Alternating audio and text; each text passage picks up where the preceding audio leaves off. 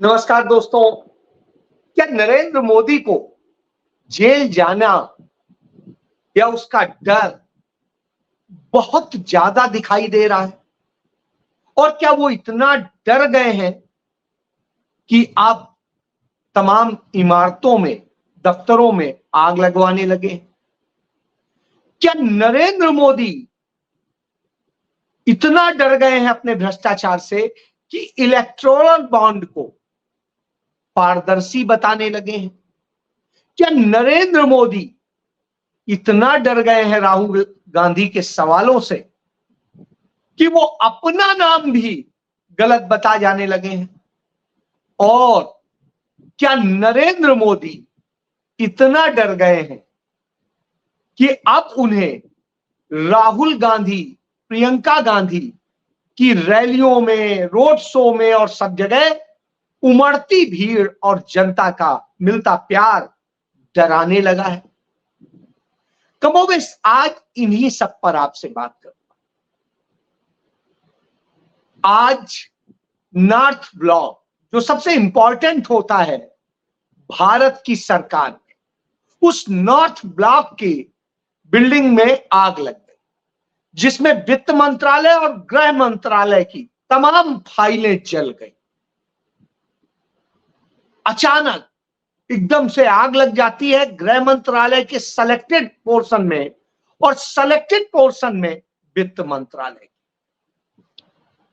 आग क्या लगी, फाइलें कौन सी जली, क्या हुआ, कैसे हुआ? सवाल यह नहीं, सवाल यह है कि यह आग किस डर से लगी है, और जो फाइलें जली हैं वो किस चीज से जुड़ी हुई? क्या कहीं यह अपना वह दागदार इतिहास मिटाने की कोशिश है?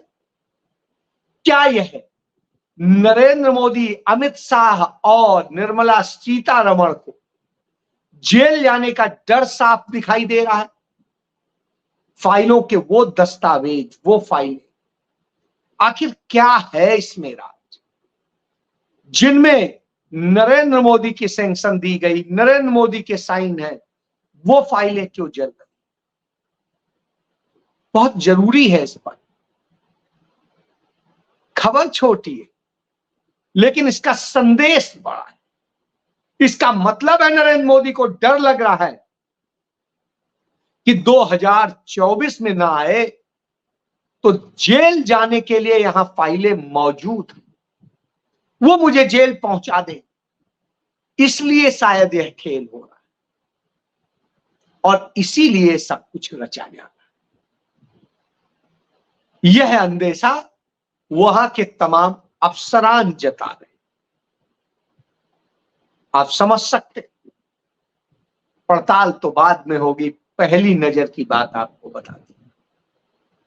दूसरी चीज, भारतीय जनता पार्टी, नरेंद्र मोदी, योगी आदित्यनाथ, तमाम सारे लोग कहते हैं कि उत्तर प्रदेश में अपराधियों का ये हो गया, वो हो गया। अमित शाह भी कह रहे थे, और वो गहने से लेके तमाम बातें करते हैं।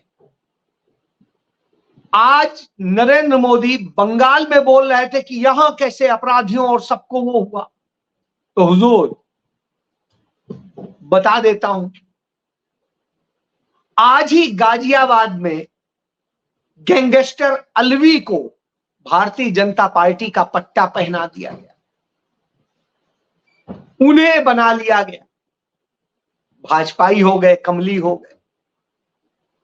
अभी हाल ही में बुलंदशहर में गैंगस्टर राकेश शर्मा को भारतीय जनता पार्टी में शामिल करा लिया गया, और उसके पहले बरेली में जिस तरीके से सोनू कनौजिया को भारतीय जनता पार्टी में शामिल करा लिया गया, जयपुर में गैंगस्टर को, जौनपुर में गैंगस्टर को भारतीय जनता पार्टी में शामिल करा लिया गया। तमाम सारे लोग, गैंगस्टर, तमाम दूसरे भूमाफिया, दूसरे अपराधी लगातार भारतीय जनता पार्टी में ज्वाइन कर रहे हैं। क्यों कर रहे हैं? क्योंकि साफ साफ है, हमारे पास रहोगे तो चाहे जो अपराध करो आप सुरक्षित रहो। इसका एक उदाहरण देता हूं। डिस्ट्रिक्ट पहले बांदा होता था, अब वो 2 टुकड़े हो गया, चित्रकूट हो गया, बांदा हो गया। तो चित्रकूट जिले में करबी तहसील क्षेत्र के एक बहुत बड़े कांग्रेस के नेता होते थे। उनका परिवार आज तक कांग्रेस को कमिटेड। उनके परिवार में जाकर के जो लोग बचे हैं उनको धमकाया जा रहा है और कुछ किया जा रहा है कि आप या तो भाजपा ज्वाइन कर लो, नहीं तो हम ये करेंगे, वो करेंगे, वो करेंगे, और इस तरह से दबाव बनाया जा रहा है। अब आप सोचिए, उस परिवार के लोगों ने कहा हम कांग्रेसी थे, कांग्रेसी मरेंगे। उनका मुझे फोन आया, उन्होंने बताया भैया ऐसी ऐसी बात है, क्या करना चाहिए। हमने कहा देखिए, आपकी बात थी, आप झेल सकते थे, बच्चे इतने मजबूत नहीं है कि लड़ाई लड़ पाए।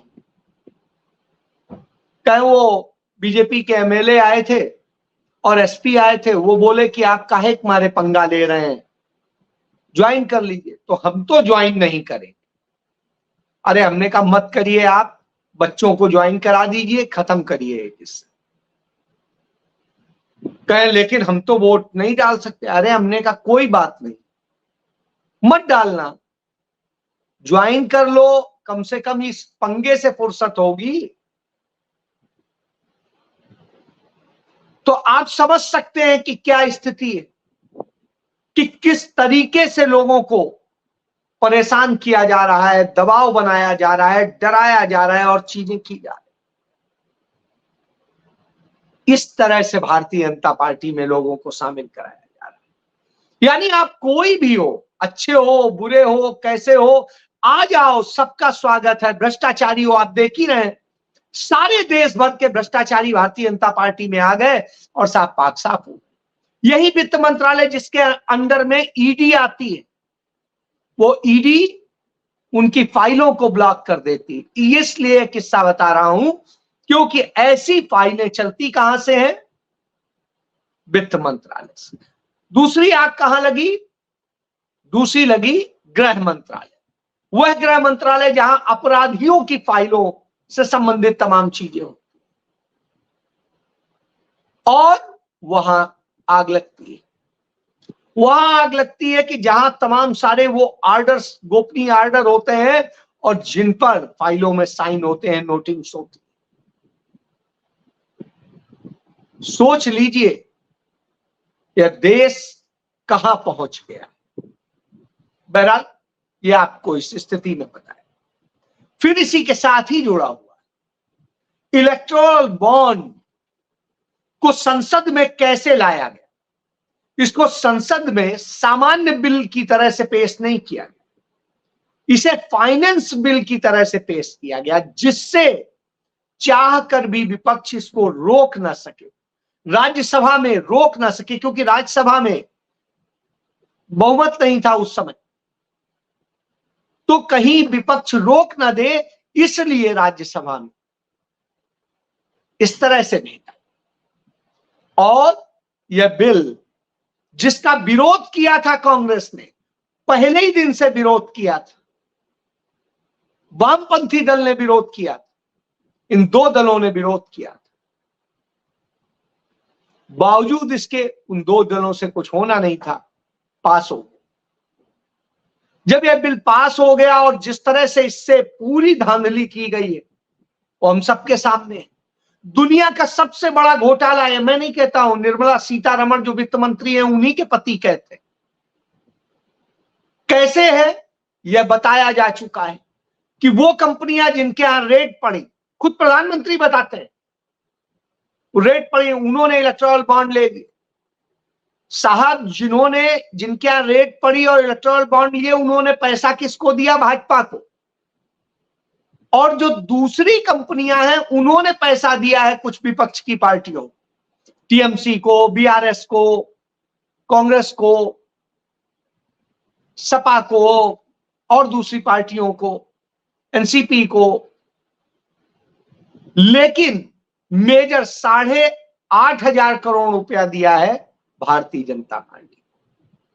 और इनमें दो तरह के लोग, एक जिनके यहां रेड पड़ी, दूसरा वो जो ठेके ले रहे थे बड़े बड़े, और तीसरे वो है जो नकली दवाएं बेच रहे थे, अस्पतालों में धांधली कर रहे थे और वैक्सीन बना रहे थे। इनके जरिए आपको मौत के मुंह में ढकेला गया। रोज आप देखते हैं कहीं किसी को अचानक एकदम से हार्ट फेल हो जा रहा है, किसी को कुछ हो जा रहा है, दवा असर नहीं कर रही है और वो मर जा रहा है। इस तरह की स्थिति क्यों हुई? क्योंकि इलेक्टोरल बॉन्ड लेने वाली उन कंपनियों ने नकली दवाएं आपको भेजी, नकली टीके लगे, खराब टीके लगे, और आज आप उसका शिकार हो रहे हैं, आपके परिवार शिकार हो रहे हैं। तमाम लोगों के घर के लोग जो मर रहे हैं, उन्हें यह याद रखना चाहिए कि हार्ट अटैक क्यों हो रहा है। यह वजह है। क्यों आपको लगा कि है सारी दवा खाने के बाद भी मर गया मेरा मरीज? इसकी वजह है नरेंद्र मोदी। और इसके बाद नरेंद्र मोदी कहते हैं ये तो हमने अच्छी व्यवस्था की थी। आप बताइए, चेक से पेमेंट लेना अच्छी व्यवस्था होती है, ईमानदार व्यवस्था होती है, या इलेक्टोरल बॉन्ड के जरिए छिपाई हुई व्यवस्था? इस बात का भी जवाब वो देते हैं कि 1990 में जब ये व्यवस्था थी कि चेक से पैसा लिया जाएगा, तो हमारे पास पैसा ही नहीं आता था, इसलिए हम बड़ा संकट झेलते थे। हमने सुधार किया तो बहुत पैसा आया, सबको मिला, निश्चित रूप से मिला, क्योंकि इसके जरिए छिपाया गया कि कैसा पैसा है, कहां का पैसा है, किसका है, किसने दिया, किसको दिया, सब छिपाया गया। नरेंद्र मोदी अब कहते हैं पारदर्शिता के लिए।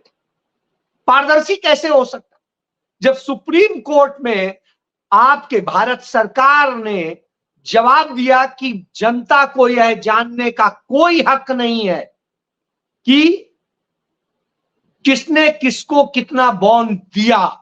यह शब्द कहे हैं आपने, आपकी सरकार सुप्रीम कोर्ट में कहे। तब सुप्रीम कोर्ट ने अपने फैसले में कहा कि यह तो पारदर्शिता का घोर उल्लंघन है, आरटीआई एक्ट का उल्लंघन है और यह असंवैधानिक। तब उसने कहा, और यह भ्रष्टाचार का जड़ था, इसीलिए आपने पूरी ताकत लगाई थी एसबीआई के जरिए, अपने वकील के जरिए, कि न बताना पड़े कि किसको किसका कहां क्या पैसा मिला है, किसने इलेक्टोरल बॉन्ड लिए। ये पारदर्शी नहीं बल्कि गोपनीयता का आपने बना दिया। क्यों? क्योंकि आप वसूली करना चाह रहे हैं। ये आपका वसूली तंत्र, हफ्ता वसूली और रिश्वत का एक ऑर्गेनाइज्ड तंत्र है। ऐसी रिश्वत का कि बॉन्ड लो धंधा लो, बॉन्ड दो धंधा लो, ठेका लो, वैक्सीन बेचो, नकली दवाएं बेचो और गुनाह करो, कोई फर्क नहीं पड़ता, बस बॉन्ड ले लो। यह है आपका सच। तो इस सच का जब खुलासा होता है तो आपको डर लगता है, इसलिए उसकी भी फाइलें वित्त मंत्रालय में, नॉर्थ ब्लॉक में है और नॉर्थ ब्लॉक में आग लग गई। समझ सकते, यदि आपकी सरकार आ रही होती, 400 पार हो रहे होते, तो ऐसा नहीं करा, क्योंकि तब तो आग नहीं लग, आग लग रही है, इसका मतलब आपको अंदेशा है कि सरकार जा रही है। और यही वजह है कि आपको मैं बता चुका कि कितने अपराधी आप ज्वाइन करा रहे हैं, यह कहते हुए भी कि साहब आप तो अपराध मुक्त बनाना चाहिए। तभी राहुल गांधी कहते कि आपने यह लूट मचाई, जिस तरीके से बर्बाद किया, उसका नतीजा क्या हुआ? हमसे, आपसे, सबसे ताली थाली बजाई गई, हालांकि मैंने तो नहीं बजाई थी, लेकिन तमाम सारे लोगों ने बजाई थी, मेरे ही अपने परिवार के कुछ लोगों ने बजाई, लेकिन मैंने नहीं बजाई। मैंने लाइट भी नहीं की थी, और उल्टा मैंने अपने घर में कह दिया था आज बिल्कुल लाइट बंद कर। मेरे पड़ोस में एक आईएएस ऑफिसर दोनों तरफ रहते थे, उन्होंने, उनके यहां लाइटें जल रही थी, हमने कहा इन्हीं की रोशनी से हमारे यहां रोशनी आ रही, छोड़ो लाइटें मत जलाओ 12 बजे तक। याद करिए, ढोल नगाड़े लेकर के लोग कोविड फैला रहे थे उस कारण से। इस देश के साथ आप यह करवा रहे हैं। वहीं दूसरी तरफ उन्हीं ढोल नगाड़ों की आवाज के बीच में इस देश के लाखों लोग अस्पतालों में मर रहे थे, लाखों लोग चलते चलते मर गए, किसी और कारण से मर गए, किसी पे ट्रक चढ़ गया, किसी पे कुछ हो गया। इस तरह की घटनाएं हुई, तमाम सारे लोगों ने अपने परिवार खो दिए, अपने परिवारजन खो दिए। 50 लाख तो सिर्फ कोरोना के कारण लोग मर गए भारत में, यह सबसे बड़ी बात। और इसके बाद दवाएं नहीं मिली, ऑक्सीजन नहीं मिले, और अस्पताल नहीं मिले, बेड नहीं मिले, और दवाओं की जो कालाबाजारी हुई, कहां थी आपकी, कहां थी आपकी सीबीआई, कहां थी आपकी इनकम टैक्स?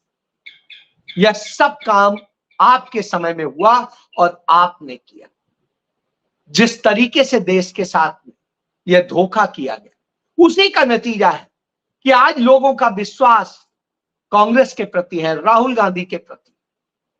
यही वजह है कि आज राहुल गांधी जब वायनाड में रात को कल अपनी सभा कर रहे थे तो अथाह जनसमूह उमड़ा, और आज भी जब वो रोड शो कर रहे थे तो ऐसा लग रहा था जैसे नदी की तरह से आदमी उनके साथ चल रहा। और यही नहीं, उनकी बहन प्रियंका गांधी कल राजस्थान में थी तो यही हाल था, और आज वो जोरहाट में थी, असम में और त्रिपुरा में, वहां पर भी यही स्थिति थी। और वो कह रही थी हां हम परिवारवादी, उस परिवार के हैं जो परिवार इस देश के लिए सब कुछ त्यागना जानता है, जिस परिवार ने 35 साल में कोई पद नहीं लिया है सरकार में। हां हम वो परिवार हैं। तो परिवार कैसा होना चाहिए? क्या मोदी का वो परिवार जो बलात्कारियों के साथ खड़ा होता है, वह परिवार जो हत्यारों के साथ खड़ा होता है, वह परिवार जो भ्रष्टाचारियों के साथ खड़ा होता है, वह परिवार जो माफियाओं को संरक्षण देता है, गैंगस्टर को संरक्षण देता है, वह परिवार जो आतंकियों को अपने साथ मिलाता है और ज्वाइन कराता है? अभी प्रतापगढ़ में आपने देखा, आतंकियों को फंडिंग करने वाला, उसको भाजपा का ज्वाइन करा दिया। ऐसे ही एक आतंकी को जम्मू कश्मीर में ज्वाइन कराया। इस तरह से होगा तो आप समझ सकते हैं वो सारे काम कर रहे हैं जिन्हें गुनाह कहा जाता है। क्यों? क्योंकि डर है, जीतने के लिए हर गलत काम करेंगे, यह डर है। नैतिकता तो है ही नहीं, इसलिए यह हो रहा है। और यहीं तक हो रहा होता तो हम कहते चलिए ठीक है, खरीद फरोख्त सारी चीजें हो रही। जब यह धंधे हो रहे हो तो निश्चित रूप से यह महसूस होता है कि आपकी सत्ता जा रही है, और आपकी सत्ता जा ही रही है। इसका ही परिणाम है कि आप जब पहले बिहार गए थे चुनाव प्रचार करने में, 2014 हो या 2019 हो, या उसके बाद में वहां का विधानसभा चुनाव हो, आपने कहा था बिहार को विशेष दर्जा देंगे, आज तक नहीं मिला। आपने वायदे किए थे कि इतने 1000 करोड़, इतने लाख करोड़ देंगे, आज तक नहीं कुछ मिला। हालत यह है कि बिहार में रोजगार की बात तो आप करते नहीं हैं, शिक्षा की बात आप करते नहीं हैं, आप इस देश को नफरत में परोते हैं, आप इस देश में झूठ बोलते हैं। और यही वजह है कि आज झूठ बोलते बोलते आप अपना नाम गलत बोल जाते हैं, और जब अपना नाम गलत बोल जाते हैं तब समझ में आता है। यह आपका डर है और इसी डर के कारण यह आग लग रही है। आग में क्या जला, यह रहस्य। जय